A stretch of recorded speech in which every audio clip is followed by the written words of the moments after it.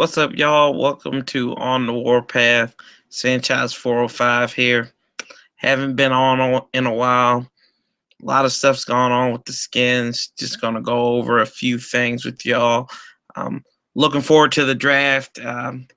Just basically getting it started. Y'all saw the move happen last week. Skins made it happen really quick. Josh Norman coming 5 years, 75 million, 51 of that guaranteed. My first reaction when I found out that Norman was on the free agency block, I honestly said to myself, I'm like, this is something the Skins are going to go after. I just have a feeling. I said, I know Scott McClune, but I know Danny Boy. And anybody who knows Danny Boy knows that he's going to go and spend that cash. I honestly am not a big fan of the move. Granted, he was a great corner, but up until 2015 last season, who really heard of Josh Norman, and that's the big thing. And then you have a guy who's grown up in the Carolinas all his life, basically 28 years. He said in a press conference yesterday that he'd been down there. So and you can really tell, you look at some of his nonverbals, he was still shocked at it. I don't know how it's going to work out. I mean, he'll be 29 at the end of the season, towards the end of the season in December. Uh, I think that might have been a little too much to pay for an aging corner. We're not really talking about a Darrell Revis. We're talking about Josh Norman. Hopefully, he's not a one-hit wonder. Really looking forward to seeing what he can do and, what pieces he'll match up with Breland. Maybe if Culliver's healthy, we'll see what happens there. Now, with that being said, it looks like, hey, we can focus on the safeties now because that back end has been terrible since Sean Taylor passed away. I mean, granted, LaRon Landry, he wasn't that good, and that's probably the best safety. And then you see we've had guys like Kareem Moore, Reed Dowdy, God bless him, wasn't really that talented. Dejon Gomes has tried to step in there. We've got D Hall back there now. So we'll see what we're going to do. I think Deshaun Golson was probably the best safety we had in a while, and they're still having him out in limbo. And, it brings the point of question, you didn't want to pay a lot of these guys. Why in the world are you going out and then you're going to spend cash on an aging corner? I mean, 28, he'll be 30 pretty soon here. So we'll see how that pans out. But, I'm a little hesitant about it. We just came out from the playoff season, and, we still have to pay Cousins. We got to pay Jordan Reed coming up here. You're going to make a decision with Deshaun Jackson, which probably, and Pierre Garçon, maybe one or even both of them. So I'm going to look forward to that and see what we can do. I think they're going to address that in the draft. I heard the Thomas kid from Ohio State's big on Scott McClune's board. We'll see where that goes. And, I'm hopeful. We had a great draft last season. They parlayed in 12 picks. About over almost half of them were contributors. You're talking about Brandon Sheriff, a guy who came out of left field. We didn't really think he was going to get drafted that high by the Skins. We had a lot of guys that performed, especially our top three guys like in Crowder and Matt Jones. And then, we had Preston Smith as well. He was a top three guy, not Crowder. But looking forward to seeing what we're going to do tomorrow. I mean, Scott right now, he has 8 picks in the box for him, what we're seeing here. I was checking on NFL.com. Looks like we have about we've got guys talking defense. I don't really trust Mel Kiper after he basically said in 98 that Ryan Leaf would be better than Peyton Manning. So not really going to go there. Daniel Jeremiah, he's talking about Carl Joseph, a safety out of West Virginia. And then they're talking about the tackles, Reed and Robinson out of Alabama, Charles Davis and Bucky Brooks, respectively.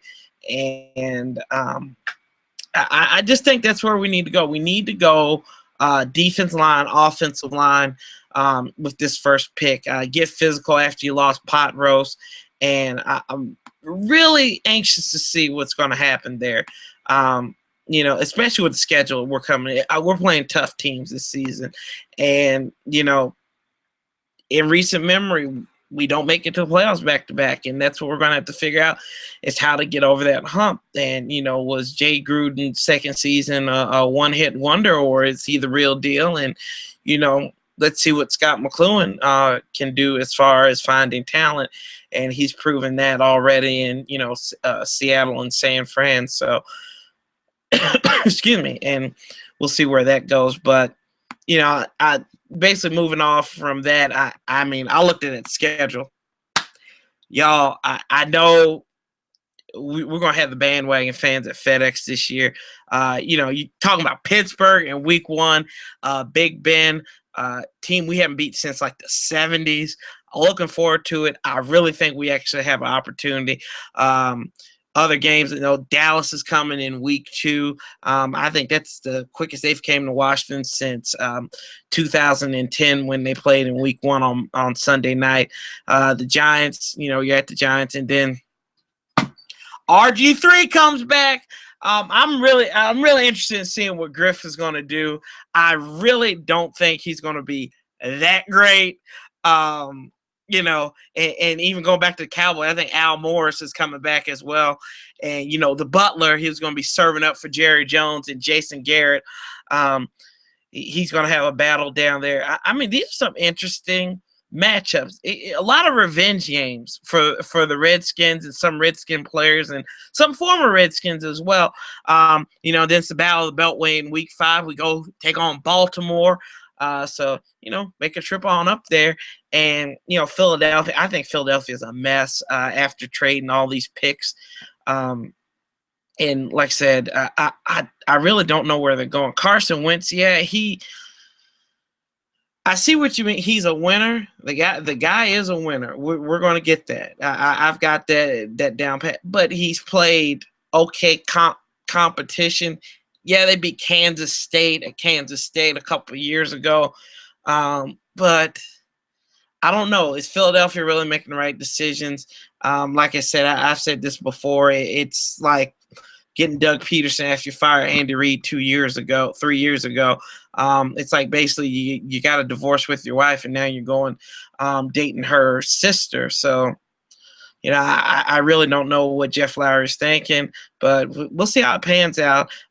Take on the Lions. Hopefully we can finally beat the Lions. Haven't beat them since 2008, and that was back when they didn't win a game, and Jason Campbell's a quarterback. Going up against Dante Culpepper. So in week 7, we'll see them. Then we go across the pond to London, England, as we take on the Cincinnati Bengals. That's going to be a big one. Jay Gruden's first time against his former team. It's really his back-to-back. He gets to see friends in two out of the next 3 weeks. Go on a bye week in week 9, and then 10 he brings Mike Zimmer, the guy he coached against, that he coached with, leading the opposite side of the ball in defense in Cincinnati. So Marvin's boys are going to be on display. Then the big Sunday night matchup against Green Bay. Get that. That's another revenge game. I'm looking forward to this. I think we can, if we stay on pace, I think we can take on Green Bay. I think these are a lot of winnable games, but you can't rest on your laurels because it was last season, and that's what I'm really looking. That's what I'm really looking at there. Then we go on a big three-game trip. We go Thanksgiving at Dallas. Then we're 10 days later, we're in Arizona, and then at Philly. And then Josh Norman gets his crack at the Panthers in week 15 and 16. It's at the Bears again. And then we we host the Giants on New Year's. So, a lot of folks were looking forward to it. I'm just thinking that this could be the first time in almost 20, nearly 30 years that the Redskins can make it to the playoffs in back-to-back seasons. I don't think that's happened since about the early 90s.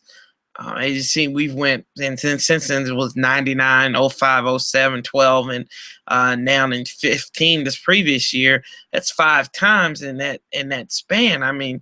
You think about it now, these kids are getting ready to go to college who were born the last time the Redskins won the went back with Norv Turner and everything. So that's something really interesting to look forward to. I'm looking forward to the season. I don't make predictions because um, I, I just think it's shallow. I mean, granted, you can say whatever you want to. They're winnable games. There's some tough games in there, and if you're a Redskin fan, uh, we will win games that we're not supposed to, and then lose games that we shouldn't. So I'll leave it at that as well. But and then going back to the draft. Looking at 8 picks, I really think we are looking for the line. We're looking for trenches.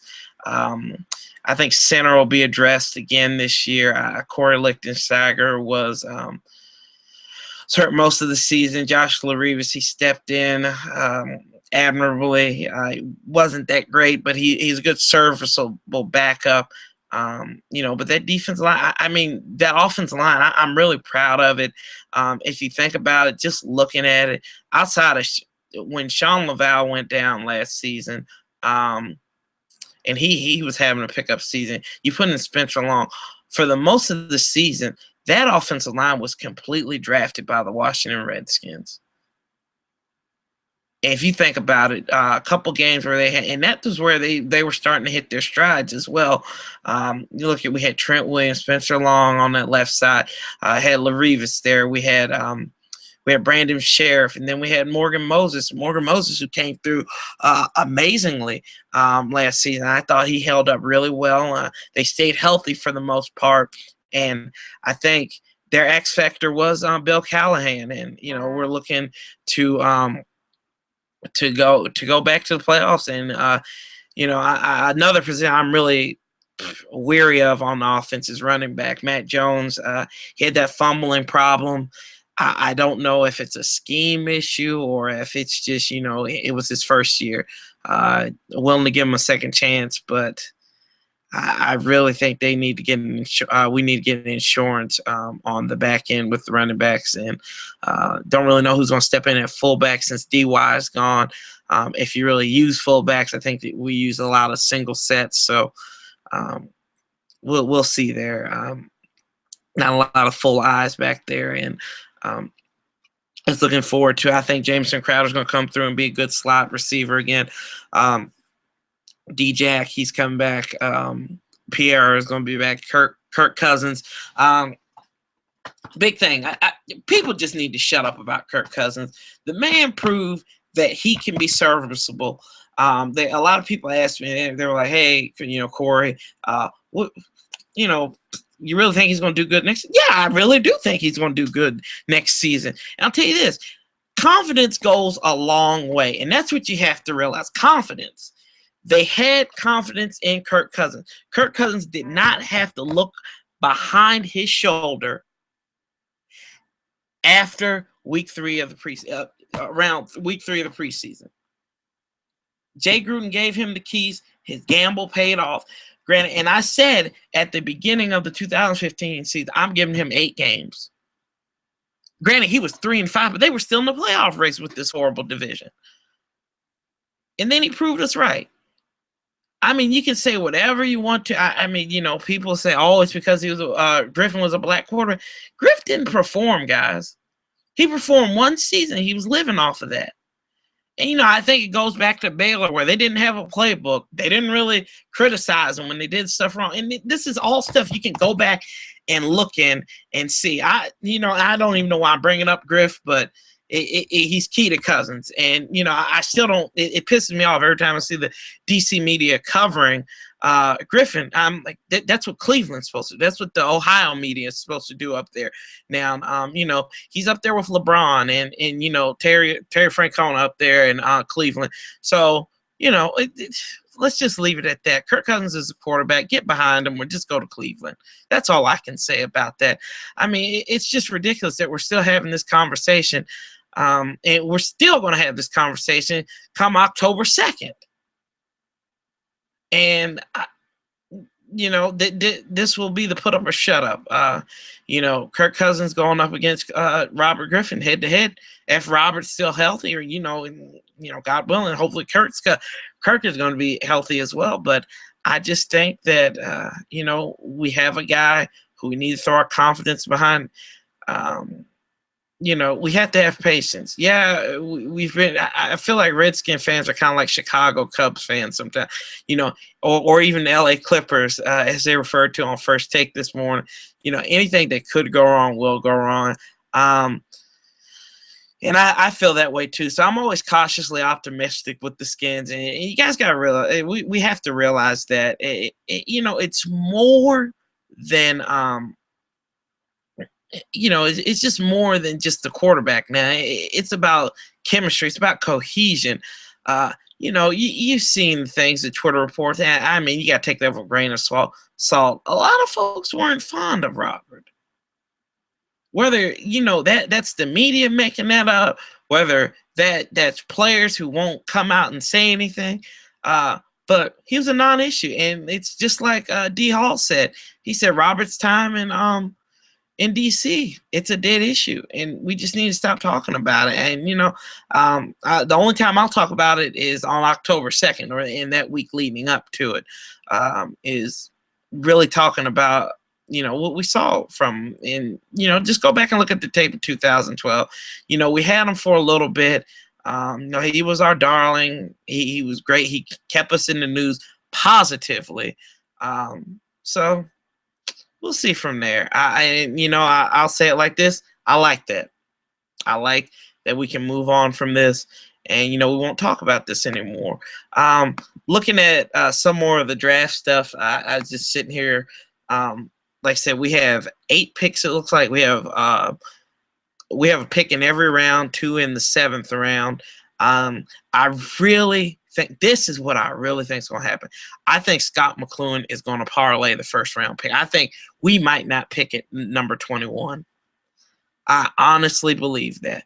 I don't think the Skins are going to pick at 21. I think we're going to either pick later down the road, or I think we might get a couple of second-round picks, because basically when you get to that point, it really is. You're just getting a glorified second-round pick, and you could parlay that. It's a lot of talent in this draft. NFL.com showing us needing O-linemen.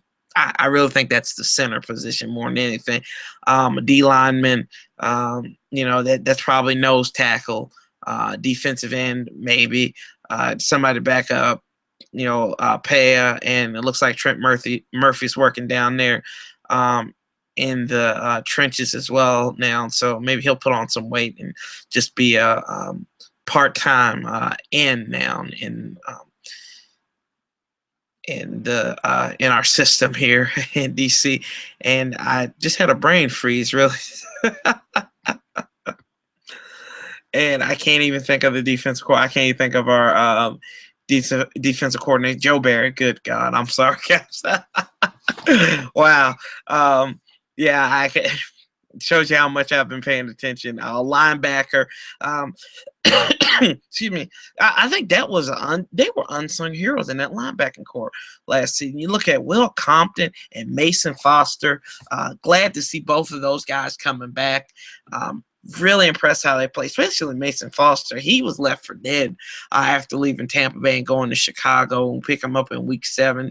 And he basically showed Keenan Robinson the door, who's now with the Giants. So we'll get to see him in late September in the Meadowlands. So we'll just see how that goes. I think they're making the right moves, and they're saying you're not entitled, and that's what I like. It's no more entitlements on the Skins, and anyone who's seen the Skins and grown up with the Skins like I have, if you've watched the Skins, I'm 25. I've been watching the Skins since the late 90s, and you're probably thinking like, good God, why is he still a fan of it? I mean, that's my area and that's my team, but if you look at it, that's what the big issue has been. People haven't had entitlements. Jeff George could not perform in 2000, had entitlements over Brad Johnson, who had just had a 4,000-yard season. But Danny Boy wanted Jeff George. Think about that, guys. Jeff George. He was horrible wherever he went.